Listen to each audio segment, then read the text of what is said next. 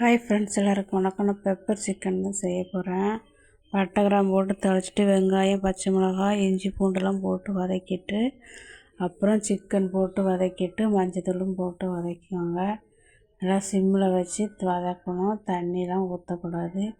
இஞ்சி பூண்டு கூடயும் பட்டை கிராம்பு போட்டு அரைச்சிட்டு அந்த தண்ணியிலே சிக்கன் வேகணும். அதுக்கப்புறம் இது சில்லி கொஞ்சமாக எடுத்து மசாலா போட்டு கிளறி வச்சேன். கொஞ்சோண்டு இஞ்சி பூண்டு போட்டு கிளறி வச்சாச்சு. எங்கள் வீட்டுக்கார எல்லாம் பெப்பர் சிக்கன் செய்யணும்னு சொன்னார். நான் கொஞ்சம் சில்லிக்கு எடுத்துட்டேன். மிளகு, சீரகம், சோம்பு இதை வறுத்து பொடி பண்ணி அப்படியே போட்டுற வேண்டியதுதான். இது மட்டும்தான் பெப்பர் சிக்கனுக்கு மசாலா. வறுத்து பொடி பண்ணி போட்ட வேண்டியதான். 2 பச்சை மிளகாய் போட்டுக்கோங்க. எங்கள் வீட்டில் எல்லாருக்குமே இது பிடிக்கும். நான் தயிர் ஊற்றுவேன்.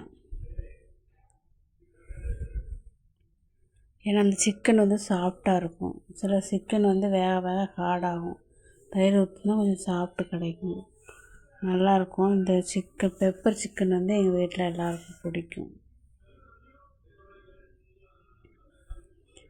தண்ணி கொஞ்சமாக ஊற்றிக்கலாம் மசாலா போட்டதுக்கு முன்னாடி. சிலவங்க ரொம்ப ட்ரையாக சாப்பிடுவாங்க. கொஞ்சம் லிக்யூடாக இருந்தால் நல்லாயிருக்கும். அந்த மசாலா கொஞ்சம் டேஸ்ட் கிடைக்கும். பெப்பர் சிக்கன் நான் எப்போ இந்த மெத்தடில் தான் செய்வேன். எங்கள் வீட்டில் எல்லாருக்கும் பிடிக்கும். பாருங்கள், சில்லி நல்லா ரெட் கலரில் இருக்குது பாருங்கள். ஆனால் கலர் பொடிலாம் எதுவும் போடவே இல்லை. சாஃப்டாகவும் இருக்குது பாருங்கள். ரொம்ப நேரம் வேக போடக்கூடாது. கொஞ்சம் வெந்தது தெரிஞ்ச உடனே எடுத்துடணும்.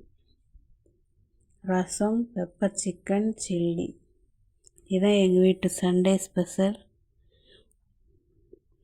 எங்கள் வீட்டில் நான்வெஜ் செஞ்சால் பாயசம் செய்வோம். இந்த வாரம் செய்யலை. ஏன் செய்யலைன்னா எங்கள் அக்காவுக்கு சுகர் இருக்கா, அவங்க சாப்பிடாம மட்டும் சாப்பிட முடியாது.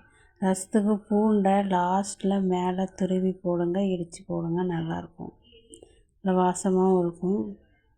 ஃபஸ்ட்லேயே போட்டு அரைக்காதீங்க.